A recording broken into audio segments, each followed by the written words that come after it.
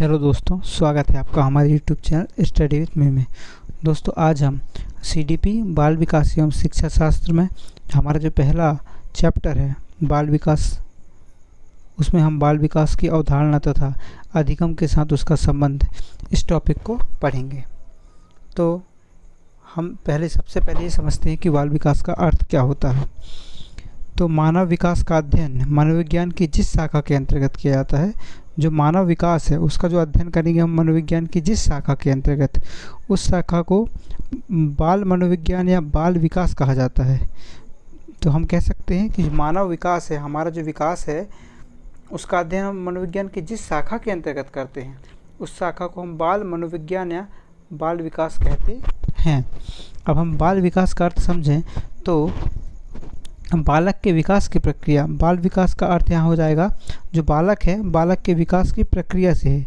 अब बालक के विकास की प्रक्रिया उसके जन्म से पूर्व गर्भ से ही प्रारंभ हो जाती है और विकास की इस प्रक्रिया में वह गर्भावस्था, शैशवावस्था, बाल्यावस्था, किशोरावस्था, प्रौढ़ावस्था इत्यादि कई अवस्थाओं से गुजरते हुए परिपक्वता की स्थिति को प्राप्त करता है। इसमें कुछ क्वेश्चन आए हैं कि विकासात्मक कार्य के प्रत्यय के प्रतिपादक थे, तो ये हैवीघस्ट थे। ये क्वेश्चन है कि विकासात्मक कार्य के प्रत्यय के प्रतिपादक थे, तो ये मनोवैज्ञानिक थे हैवीघस्ट। ये क्वेश्चन सीटेट यूपी टेट में आया हुआ है। अब दूसरा हमारा जो टॉपिक है, शिक्षक को ज्ञान होना चाहिए। शिक्षक जो टीचर होता है, शिक्षक को ज्ञान होना चाहिए।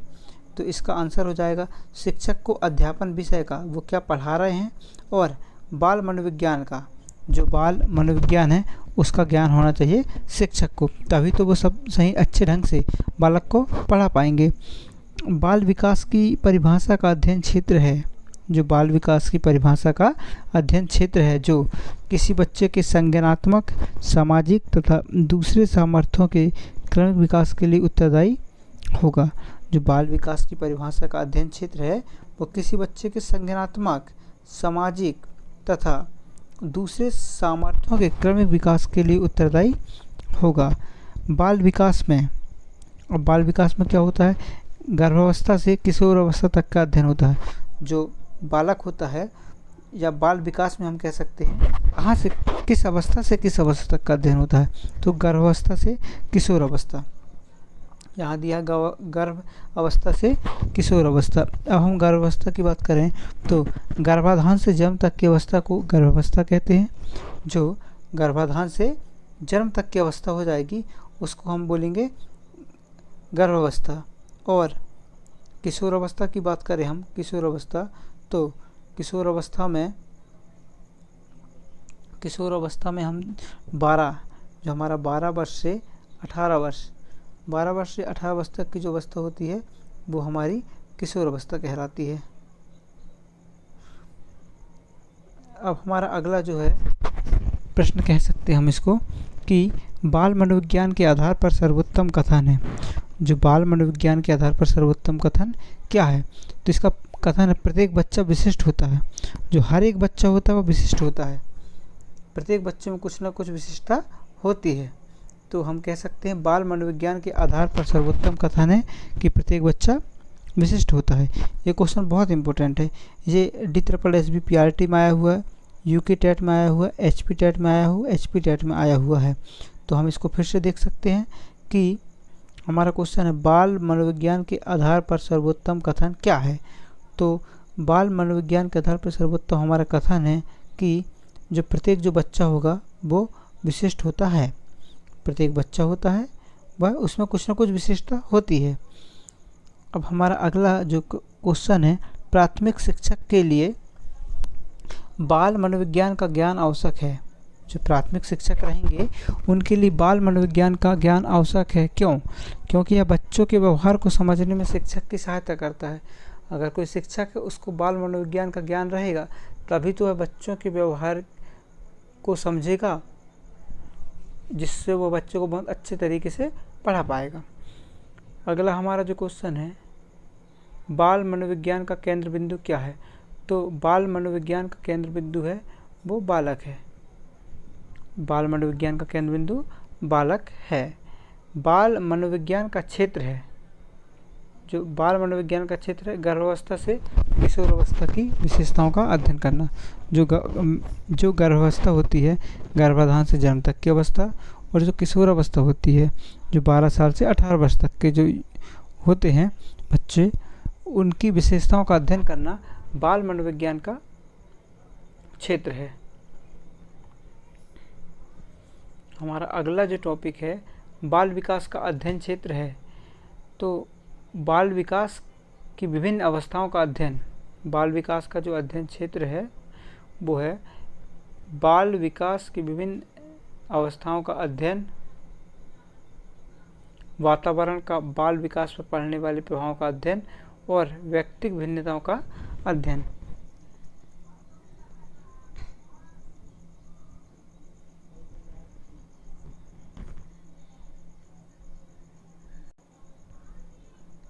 सर्वाधिक उपयुक्त जीवित, मतलब सर्वाइवल ऑफ द फिटेस्ट रहता है, सर्वाधिक उपयुक्त जीवित रहता है, सर्वाधिक उपयुक्त जीवित रहता है, सर्वाइवल ऑफ द फिटेस्ट का सिद्धांत दिया डार्विन ने। यह सिद्धांत किसने दिया दोस्तों? यह सिद्धांत दिया डार्विन ने। अब हमारा जो अगला क्वेश्चन है, शिक्षा मनोविज्ञान का ज्ञान एक शिक्षक के लिए आवश्यक है। शिक्षा मनोविज्ञान का ज्ञान एक शिक्षक के लिए आवश्यक है क्योंकि यह समस्त शैक्षणिक समस्याओं का सफलतापूर्वक समाधान करने में, तो यह समस्त जो शैक्षणिक समस्या होती हैं उसका सफलतापूर्वक समाधान करता है, इसलिए शिक्षा मनोविज्ञान का ज्ञान एक शिक्षक के लिए आवश्यक होता है। अब हम पढ़ेंगे वृद्धि और विकास का अर्थ। वृद्धि, फ्रैंक ने अभिवृद्धि को कोशी वृद्धि के रूप में प्रयुक्त करते हुए कहा है। जो मनोवैज्ञानिक फ्रैंक हैं उन्होंने अभिवृद्धि को कोशी वृद्धि के रूप में प्रयुक्त करते हुए कहा है, शरीर एवं व्यवहार के किसी पहलू में होने वाला परिवर्तन अभिवृद्धि कहलाता है। जो हमारा शरीर है और जो हमारा बिहेवियर है, व्यवहार के किसी भी पहलू में अगर कोई परिवर्तन होगा तो वह अभिवृद्धि कहलाता है। वही हम विकास की बात करें तो हरलॉक के अनुसार विकास की अवस्था का प्रभाव दूसरी अवस्था पर पड़ता है। जो विकास की अवस्था का प्रभाव है वह दूसरी अवस्था पर पड़ता है। वहीं टॉयलर के अनुसार विकास एक दिशा की ओर जाने वाला मार्ग है। जो विकास जो हो जाएगा वो एक दिशा की ओर जाने वाला मार्ग है।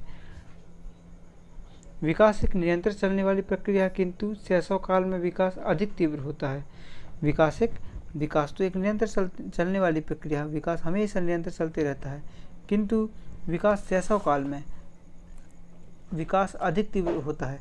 अब शैशव काल की हम बात करें, शैशव अवस्था की बात करें तो जन्म से 5 वर्ष तक की अवस्था शैशव अवस्था कहलाती है। ये जो शैशव अवस्था है वो जन्म से 0 से 5 ईयर तक की, जन्म से 5 वर्ष तक की जो अवस्था होती है वह शैशव अवस्था कहलाती है। वृद्धि, इसको ग्रोथ बोलते हैं इंग्लिश में। वृद्धि एक स्वाभाविक प्रक्रिया है। वृद्धि जो है एक स्वाभाविक प्रक्रिया है, गर्भावस्था से प्रौढ़ावस्था से चलती है। जो वृद्धि होती है गर्भावस्था से प्रौढ़ावस्था, 25 वर्ष से 65 वर्ष। यहाँ एक शब्द आया प्रौढ़ावस्था। प्रौढ़ावस्था की जो आयु है वह हो जाती है 55 वर्ष। प्रौढ़ावस्था क्या हो जाएगी? 25 से 55 वर्ष तक हो जाएगी प्रौढ़ावस्था। तो जो वृद्धि होगी वो गर्भावस्था से प्रौढ़ावस्था तक चलती है, मतलब 0 से 55 वर्ष तक वृद्धि होती है। वृद्धि शब्द का प्रयोग कोशी वृद्धि के संदर्भ में किया जा सकता है या किया जाता है। वृद्धि मात्रात्मक है, वृद्धि को हम माप सकते हैं, जैसे लंबाई में वृद्धि होना, भार में वृद्धि होना, चौड़ाई में वृद्धि होना, आकार में वृद्धि होना।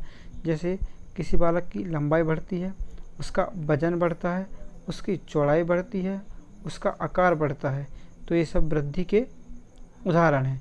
मतलब किसी व्यक्ति की लंबाई बढ़ेगी, भार बढ़ेगा, चौड़ाई बढ़ेगी और आकार बढ़ेगा, मतलब ये उसमें वृद्धि हो रही है। अब हम विकास मतलब डेवलपमेंट, इसको पढ़ेंगे। सतत जीवन से जीवन पर्यंत चलने वाली प्रक्रिया है। जो विकास क्या है? विकास सतत रूप से जीवन पर्यंत चलने वाली प्रक्रिया, सतत रूप से जो जीवन पर्यंत चलने वाली प्रक्रिया है विकास। शरीर के गुणात्मक परिवर्तनों को विकास कहा जाता है। शरीर के गुणात्मक जो गुणों में परिवर्तन होगा, शरीर के जो गुणों में जो परिवर्तन होगा उसे हम कहेंगे विकास। शरीर के गुणात्मक परिवर्तनों को विकास कहा जाता है। इसमें बालक का शारीरिक, मानसिक, सामाजिक, नैतिक विकास शामिल होता है। इसमें विकास की हम बात करें तो विकास में बालक का शारीरिक, शरीर का विकास, मानसिक, माइंड का विकास, सामाजिक विकास, नैतिक विकास शामिल होता है।